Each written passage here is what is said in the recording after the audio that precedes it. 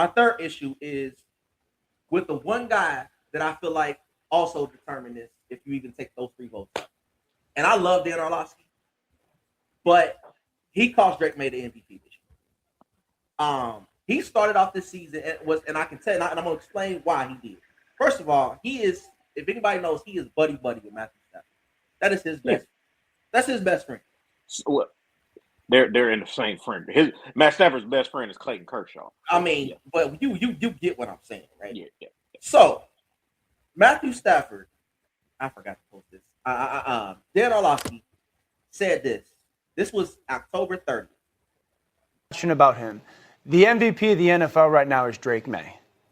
When it comes to the value that you are providing, giving just back to last year, given what's around you. What'd it take? Okay, so Drake May, one, Steph's coming off an ACL. So, two, Kayshon Boutte's their number 2 receiver.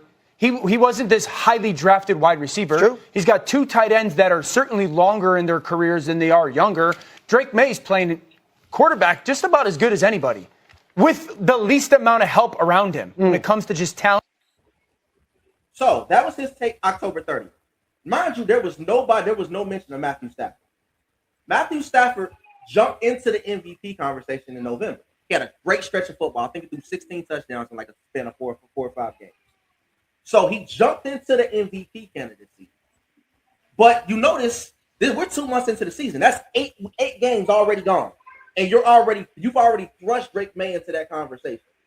As soon as Matthew Stafford became a legit contender into the conversation, his vote was gone. That's my problem. Because yes, Stafford had the great stretch where he threw 16 touchdowns in 3 games. But then he also has 2 games where he literally lost the number 1 overall selection for the in the NFC. They lost the number 1 seed where he had 2 bad football games. One where he threw 3 or 4 picks. Mm-hmm. Yep. So we got to be consistent here.